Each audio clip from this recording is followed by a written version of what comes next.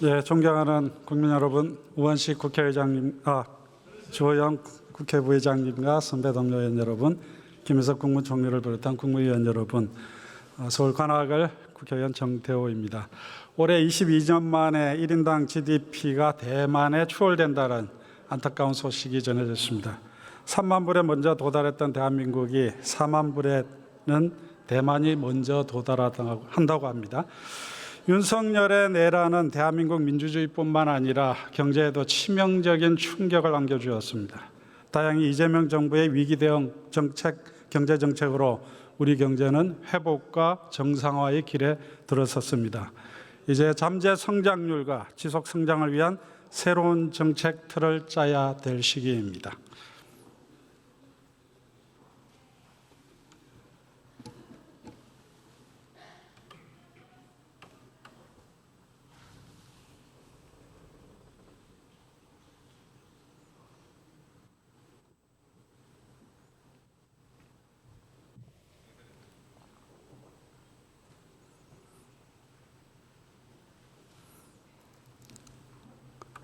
예, 국무총리 나오십시오.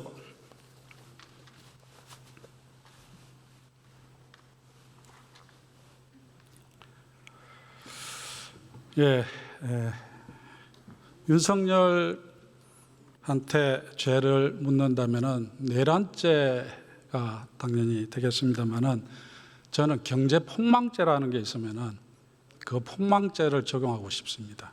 그만큼 윤석열 정부에서 대한민국 경제는 폭망이라고 해도 과언이 아닐 정도로 어려움에 처했습니다.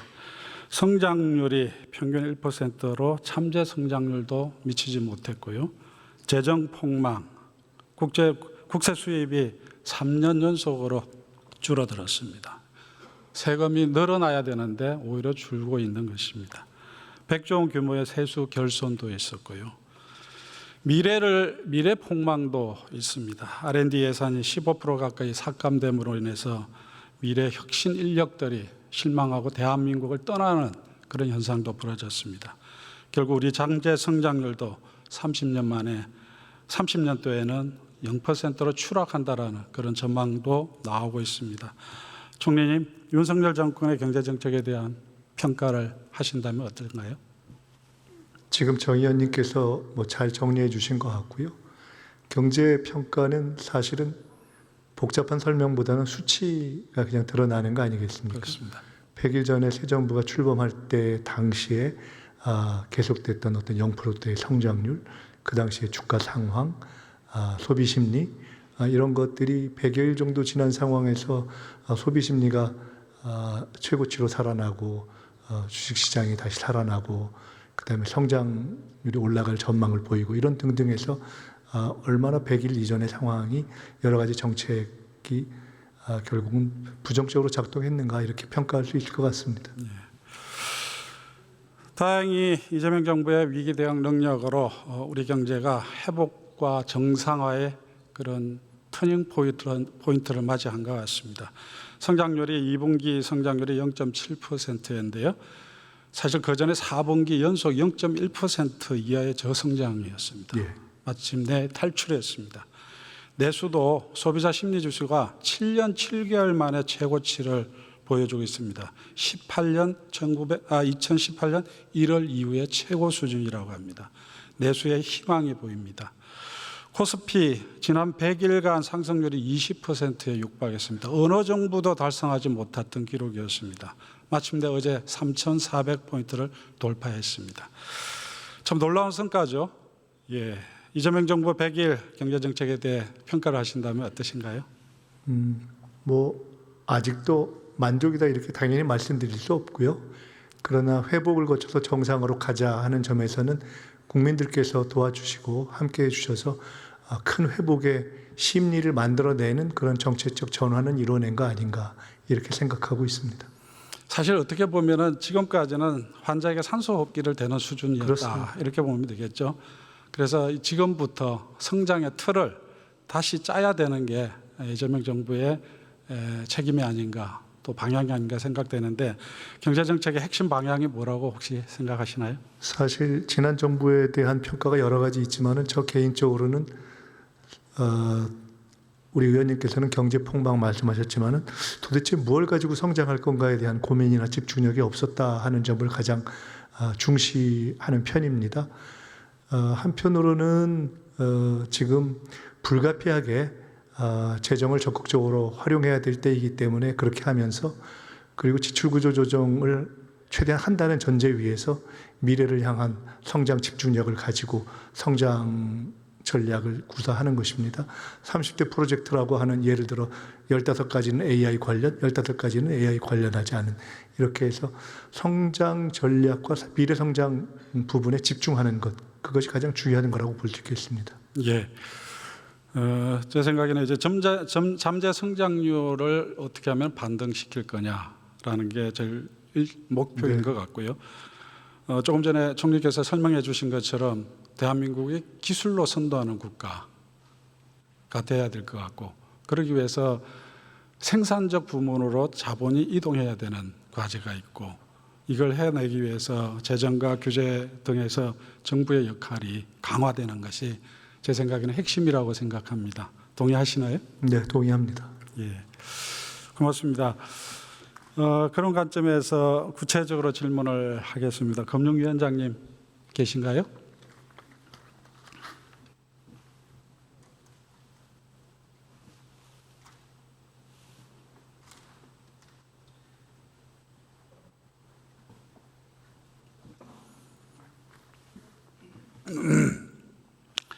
예, 기술 선도 성장이 되기 위해서는 AI 3대 강국이 돼야 되고, 첨단 전략 산업이 글로벌 선도 산업으로 육성돼야 되고, 또 기존 주력 산업들이 AI로 다시 경쟁력을 회복해야 되는데, 그러기 위해서 제일 중요한 것이 저는 투자라고 생각합니다. 그래서 국민 성장 펀드를 만들기로 한 거 아닙니까? 국정기획위원회에서는 100조 원 규모로 조성한다고 그랬는데, 대통령께 국무회에서 이제 최종적으로 국정과제 확정하는 과정에서는 150조로 늘어났습니다. 맞습니다. 예, 특별한 이유가 있나요? 네, 저희들이 말씀 주신 대로 결국 이제 전 세계가 다 기술 전쟁, 투자 전쟁이기 때문에 그거 하려면 확실히 해야 되기 때문에 대규모 투자를 저희들이 적극적으로 뒷받침하겠다는 각오로 다른 계산까지 다 포함하고 가용성까지 다 계산해서 150조로 했습니다. 어떻게 조성할 건가요? 네, 먼저 첨단 전략 산업 기금이라고 해서 거기서 75조, 이건 정책 자금입니다. 거기서 75조를 모으고 이걸 통해서 이게 마중물이 돼서 민간 자금들을 유치해서 민간 자금 75조 두 개를 합해서 150조 그 규모의 국민성장 펀드를 조성할 계획입니다. 산업은행이 재원을 마련해야 되는데, 그래서 이제 정부 보정체로 한다라는 거죠. 근데 내년도에는 얼마로 지금 예산안으로 내놓은가요? 네, 저희 75조 중에 5년 동안 매년 15조씩 해서 내년도에 15조 원을 보증 동의안을 지금 기재위에 제출해 놓은 그럼 15조씩 75조를 만들겠다. 맞습니다. 네. 근데 제가 볼 때는 앞으로 2, 3년이 골든 타임일 것 같습니다. 그리고 실제로 여러 분석에 의하면은 앞으로 2, 3년에 의해서 결판이 난다라는 거거든요. 그렇게 보면은 오히려 초기에 더 집중할 필요가 있지 않겠냐. 예를 들면은 내년도 예산에 15조가 아니라 20조 그 이상으로 더 늘려야 된다고 생각하는데 어떻게 봅니까? 네, 저희들이 100조에서 150조 늘렸는데 또 의원님께서는 초기 프론트 로딩을 해서 아예 과감하게 더 붐업을 하라고 더 담대하게 더 과감하게 하라는 취지로 제가 이해를 하고요. 이 부분은 이제 뭐 재정 당국이랑 또 협의해야 될 부분도 있고 기재위랑 또 상의해야 될 부분도 있는데 한번 저희들이 고려를 해보도록 하겠습니다. 저는 좀 더 과감해야 된다고 생각합니다. 그 국민이 참여하는 공모 펀드도 만들 거지 않습니까? 맞습니다. 거기에 이제 정부 예산이 1조 원이 투자가 되는 걸로 알고 있는데, 이거는 5년 동안 계속 나가는 건가요? 그거는 이제 저희들이 또 구체적으로 좀 짜봐야 되는데 구조는 말씀드린 대로 결국 여기서 저희들이 이제 투자를 하게 되면 결국 기업이 성장하고 한국 경제가 성장하는데 이건 간접적으로 국민들한테 혜택이 가지만 국민들께서도 여기에 어떻게 보면 직접적으로 그 성장의 과실을 향유하실 수 있도록 국민 참여 저희들이 펀드를 별도로 조성을 하는데 대신 이게 위험이 너무 높을 부분이 있기 때문에 그건 재정을 통해서 후순위로 위험을 선부담함으로써 좀 안전하게 투자를 들어오실 수 있도록. 근데 그거는 이제 계속 수요를 좀 받아야 되니까 저희들이 적정 규모를 해서 안정성과 수익성을 동시에 고려해서 조성하도록 하겠습니다. 참고로 그 문재인 정부 때 모태 펀드가 그 전에 박근혜 대통령 때 한 1,800억 정도 되는 것을 매년 1조씩 그 모태 펀드를 만들었더니 유니콘 기업이 임기 초에 3개였던 게 임기 말에 25개로 늘어난 적이 있습니다. 제2의 벤처범 정책이라고 그렇게 표현을 했었는데 저는 이 부분에서도 국민들이 안심하고 들어올 수 있도록 정부가 매년 1조 이상씩 계속 재원을 투자하는 것도 괜찮다라고 생각합니다. 그런 점에서 정부에서 한번 논의를 해보시면 좋겠습니다. 네네. 그 아마 재정당국에서 이제 어렵게 또 1조 원을 주셨는데 하여간에 저희들이 적극적으로 또 협의하도록 하겠습니다. 그 뉴딜 펀드 아시잖아요. 네네. 그때 좀 부진했습니다. 왜 부진했는지 아셔요? 그때 이 투자를 했을 때 결국 이제 민간 자본이 여기 들어와야 되는데 이 자본들이 들어오기 위해서는 사업성이 보여져야 될 거 아닙니까? 그런 아이템을 많이 찾아 발굴해야 되는데 그 부분에 대한 계획은 어떠세요? 네, 아주 중요한 지적해 주셨는데요. 그 자금의 모집도 중요하지만 결국은 그 자금이 투자돼서 유망하게 미래의 혁신을 이끌어 나갈 그 사업들을 얼마나 잘 발굴하느냐 이게 또 성패입니다. 그래서 저희들이 여기에 각별히 신경을 쓰고 있고요. 특히 금융권만의 자금 조달 측면뿐만 아니라 산업계, 그다음에 관계부처 뭐 이렇게 해서 계속해서 저희들이 수요 발굴을 하려고 그러고요. 협의체도 조성하고 지금도 이제 이 관심들이 많아서 지금도 기업들이 벌써 이런 부분에 문의를 하기 시작했습니다. 언제부터 스타트하세요? 네, 이게 실제로는 지금 산업은행 첨단 전략산업 기금이 9월 10일 날 공포가 돼서 3개월 후인 12월 10일 날 이제 발족이 되는데요. 미리 저희들이 조직을 준비한다든지 미리 준비 자금을 해서 전혀 차질 없이 바로 시행될 수 있도록 준비하겠습니다. 이것도 좀 빨리 시작하면 좋겠습니다. 네. 예, 마음이 급합니다. 네. 그다음에 생산적 분야로의 자본의 이동이 필요하지 않습니까? 가계부채가 저는 걸림돌이라고 생각합니다. 지금 GDP 대비 가계부채 비율이 91%고 OECD 평균은 59% 정도 돼요. 2배 정도 되고 그중에 60%가 부동산 대출이고 가처분 소득 대비 가계부채 비율로는 187%가 되는데 OECD 최고 수준입니다. 이래 가지고는 이 생산적 부분의 자본의 이동은 불가능하다고 보는데 한국은행에서도 최근에 얘기하는 것은 가계부채 비율이 GDP 대비 80% 정도 수준이 적정하고 그래야 성장에 부담이 없다라는 얘기를 하고 있는데 그 얘기는 잘 알고 계시죠? 잘 알고 있습니다. 어떻게 줄일 수 있을까요? 네, 가계부채를 줄이는 방법은 총량적으로는 저희들이 경상 성장률보다 낮게 안정적으로 이제 하향을 하고요. 그다음에 이제 자금의 공급, 은행에서 너무 가계부채 쪽으로 가는 이 부분을 생산적 부분으로 바꿔서 자금의 공급 부분을 줄이는 거. 근데 자금의 수요 측면에서도 계속 이 자금의 수요가 높아지는데 DSR이라든지 여러 가지 신용평가 모델, 소득 상환 능력을 잘 평가해서 그거에 맞게 자기 상환 능력에 맞게 빌릴 수 있게 하는 거.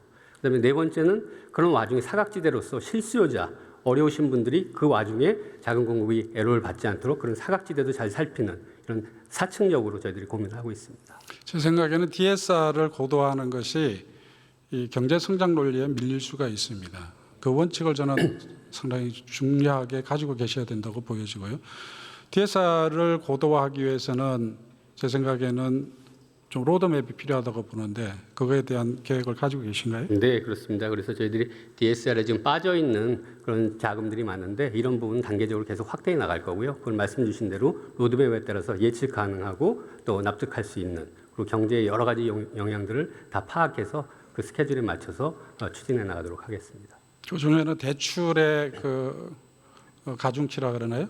위험 가중치 네, 이것도 조정할 필요가 있잖아요. 맞습니다. 부동산 쪽은 높여야 되는 거고 예를 들면은 벤처나 스타트업 이런 쪽에 투자하는 거는 가중치를 낮춰줘야죠. 네, 그래야 맞습니다. 생산적 부분은 돈이 넘어갈 것 같은데. 예, 그 계획도 생산적 있나요? 금융으로의 전환에서 저희들이 한 축이 결국 금융기관들이 바뀌어야 되는데 금융기관들에 대해서 도덕적으로는 이렇게 바꾸라는 거 넘어서서 유인 자체가 그쪽으로 가는 게 더 유리하게 말씀하신 대로 부동산 담보 대출이 그 불리하게 그다음에 혁신 기업에 투자하는 것들이 유리하게 그런 식으로 위험 가중치도 저희들이 조속히 바꾸려고 하고 있습니다. 예. 여하튼 가계 부채를 줄이는 것은 우리가 지속적 성장을 위해서 핵심적인 과제라고 생각하고요.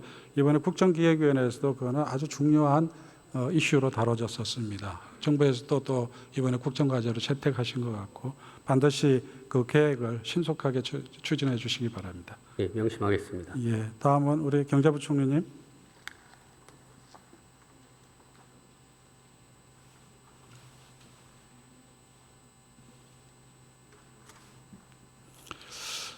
예, 저는 지금의 경제 시기는 그야말로 대전환기죠. 네네. 세계사의 대전환기, AI 대전환, 기후 대전환, 세계 정치 질서도 대전환기인데 이 시기에 각 나라가 대응하는 방식은 그야말로 국가 대항전입니다. 네. 그래서 정부가 뭐 소극 정부, 적극 정부 얘기들 믿고 큰 정부, 작은 정부 얘기했지만 지금은 적극적인 정부로 나가야 될 시기라고 생각하는데 어떻게 보십니까? 예, 의원님 말씀에 전적으로 동의합니다. 왜냐 그러면요. 지금은 이 진짜 엄청난 AI 대전환기입니다. 그런데 이런 대전환기에 저희들이 건전 재정 유지한다고 재정 규모를 좀 축소하다 보니까 여기 투자할 자금이 진짜 없었어요. R&D도 줄여야 됐었습니다. 그러다 보니까 이게 오히려 악순환의 프레임으로 들어가게 되는 차원이 있다고 보여지고요. 그래서 저는 제가 진짜 욕을 먹더라도 과감하게 투자하겠다고 말씀드렸고, 다만 국민들께서 우려하시니까 그 대신에 성과를 내겠다. 그리고 기존에 있는 저성과 재정 사업도 지출 구조정을 하겠다 하는 이런 뼈를 깎는 노력 플러스 선택과 집중을 통한 AX 대전환 또 초핵심 경제의 대전환에 제가 진짜 앞장서겠다는 말씀을 드리는 겁니다. 저는 정부가 두 가지 역할이 필요하다고 봐요. 네. AI 정부를 통해서 AI 시대를 열어내야 된다. 네. 이게 하나 있고 또 하나는 정의로운 전환을 네. 대비해야 된다. 네. 이 두 가지가 지금 정부에게 주어진 과제이고 그 점에서 적극적이어야 된다고 생각하는데요. 예를 들면 AI 정부로의 전환에 있어서 우리가 과거 우리가 지금 IT 강국이 됐던 것은 전자정부 세계 1등이 됐기 때문에 가능했다고 생각합니다. 네. 그러려면 대한민국이 AI 정부 세계 1등이 돼야 되는 네. 거죠. 네. 그렇게 하기 위해서 뭐가 필요하다고 생각하십니까? 예, 의원님 말씀에 공감하고요. 저는 정부도 1등, 기업도 1등, 국민도 1등 이렇게 해야 돼가지고요. 일단 그 내년부터 대대적으로 국민들에 대한 AI를 학습할 수 있는 그런 프로그램을 제공하려고 합니다. 그리고 공공 부분도 저희들이 AI를 적용한 국세 관리, AI를 적용한 신약 그 허가를 받을 때 이 기간을 단축시키라든지 또 AI를 통한 고용 복지 관리 그리고 기업들도 AI를 접목하는 석유화학 공정 관리 이런 식으로 전방위적으로 저희들이 만약에 민관 그다음에 또 전문가들 이렇게 합친다면은 저는 충분히 할 수 있다고 보여지고요. 한국은 그 기반이 잘 돼 있습니다. 할 수 있습니다. 예. 그래서 이런 노력을 통한다면은 다시 한 번 더 한국 경제가 잠재 성장률이 증가되고 총 요소 생산성이 증가되고 자본 투자가 늘어나고 노동 생산성이 증가되고 좋은 일자리가 많이 생겨서 우리 청년들이 꿈을 갖게 되는 이런 선순환 구조로 반드시 가져가야 된다. 이게 할 수 있겠느냐 아니고 무조건 해야 된다. 이런 식 각오를 가지고 있습니다. 그래서 저는 두 가지로 좀 요약할 수 있을 것 같습니다. 하나는 규제를 AI와 관련된 규제에 있어서는 신속하게 네거티브 규제로 전환해 줘야 된다라는 생각을 합니다. 그러니까 할 수 없는 것 빼고 다 할 수 있게 해줘야 되는 거죠. 그게 첫 번째고 두 번째로는 정부 자체가 AI 정부로 되기 위해서 해야 될 일이 많습니다. 예를 들어서 국세청 같은 경우는 뭐 세무 업무를 완전히 AI에 의해서 하는 조세 탈세하는 것도 AI로 찾아내고 이런 모든 것들이 AI를 할 수 있는 그 준비가 다 돼 있더라고요. 네. 그게 되려면은 저는 정부 AI 사업과 관련된 예타 면제를 신속하게 해야 된다 그런 생각이 듭니다. 네. 그래서 각 부처에서 빨리 AI 관련된 사업을 내게 해서 네. 국무회의에서 예타 면제시키는 그런 절차를 빨리 밟아야 그게 마중물이 돼서 이 벤처기업이라든가 스타트업들이 AI 사업들을 해나갈 수 있다고 보는데 어떻게 생각하세요? 예, 의원님 말씀에 전적으로 동감하고요. 지금 사실은 AI 대전환에 있어서 진짜 핵심 AI 산업인데 이거 예타 거쳐가지고 3, 4년 걸리고 다시 이걸 사업하다 보면 또 4, 5년 걸리고 9년 지나고 나면 아웃 오브 데이터한 AI가 됩니다. 그래서 AI 분야 중 핵심 AI는 예타를 면제하도록 하고요.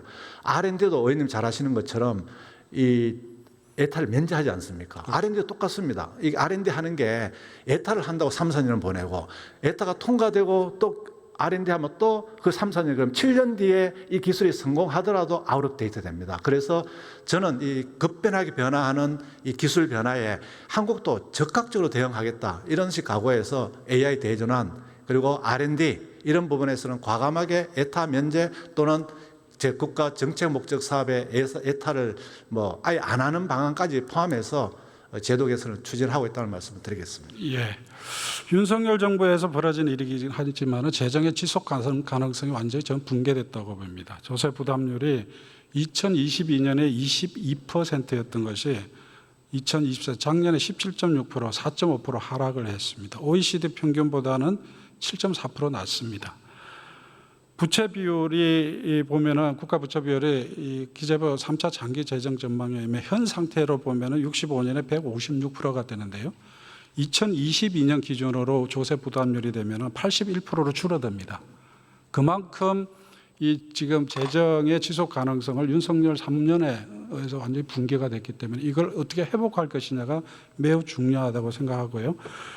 소득 재분배 효과를 보면은 세전 세후 진입에서 개선율이 우리나라가 18%인데 OECD 평균은 32%고요. 우리나라가 OECD 30 대상 중에서 33개국 중에서 30입니다. 그러니까 재정이 소득 재분배 효과에 전혀 대응을 못 해주고 있다는 거죠. 경기 대응, 소득 분배, 재정 이런 거에 대해서 재정이 제대로 역할을 하고 있다고 봅니까? 예, 그런 부분에 이 재정을 아마 그 소극적으로 운영할 때는 해야 됩니다. 그런 부분을 해야 되는데 지금은 대전환기니까 제가 생각할 때는 재정을 적극적으로 활용하되 성과를 내고 또 불필요한 사업은 또 줄이고 해서 또 국채나 재정 수지가 늘어나는 걸 막고 그래서 성과를 내는 경제로 갔을 때는 이 소득 분배도 저는 개선된다고 보여지고요. 그래서 단기적으로는 정부가 어려운 우리 국민들한테는 이전 지출 등을 통해서 이 소득 재분배를 높이면서 중장기적으로는 이 산업 경쟁력 제고, 성장 잠재력 제고를 통한 근본적인 이 소득 재분배가 이루어질 수 있게 그런 식 노력을 병행한다면은 아마 의원님 말씀하신 그런 걱정도 다 한꺼번에 이렇게 좀 정리되지 않을까 이렇게 보고 있습니다. 예, 제가 볼 때는 8대 사회보험 등 이게 장기적으로 의무 지출이 계속 늘어날 것이기 네. 때문에 이 재정 규모를 내는 게 저는 핵심이라고 보여지고요. 그래서 지금부터 중장기 대책을 정부가 마련해야 된다고 봅니다. 네. 그 준비는 어떻게 해야 되나요?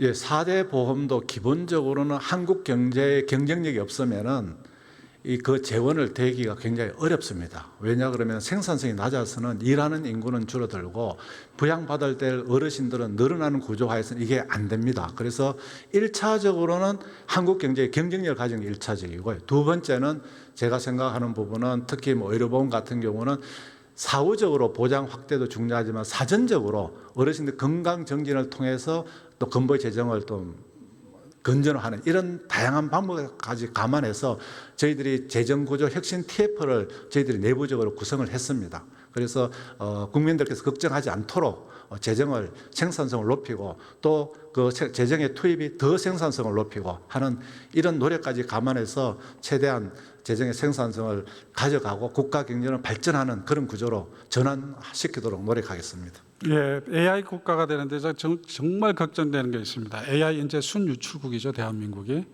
24년 기준에 OECD 서름 38개국 중에서 우리나라가 35위입니다. 그러니까 제일 높다라는 거죠. 네. 정부가 대책을 마련해야 되는 거 아닌가요?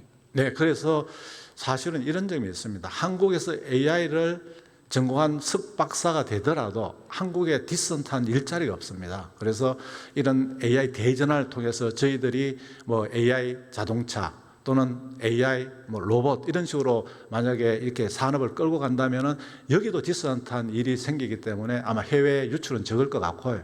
그리고 여기는 좀 제대로 대접을 해주려고 합니다. 기술을 가진 인력이 한국에서 일하면은 과거처럼 그 저소득으로 이렇게 하기보다는 줄 거는 주고 그 대신 성과는 가져가고 이런 노력을 통해서 해외 유출도 많고 또 그래서 우리 AI 대전환에 또 기여할 수 있는 그런 정책까지 병행해서 추진하도록 하겠습니다. 네, 고맙습니다. 예, 존경하는 국민 여러분, 그리고 또 우리 김민석 국무총리를 비롯한 국무위원 여러분, 그다음에 의장님을 비롯한 동료위원 여러분, 성장을 위한 새로운 정책 틀이 필요한 시기입니다. 이재명 정부는 기술 선도 성장, 모두의 성장, 공정한 성장 등 진짜 성장 전략을 이미 제시했습니다. 지난 100일은 성장을 위한 터닝 포인트를 마련한 시기였습니다. 지금은 국가 대항전 시기, 정부의 역할이 무엇보다 중요합니다.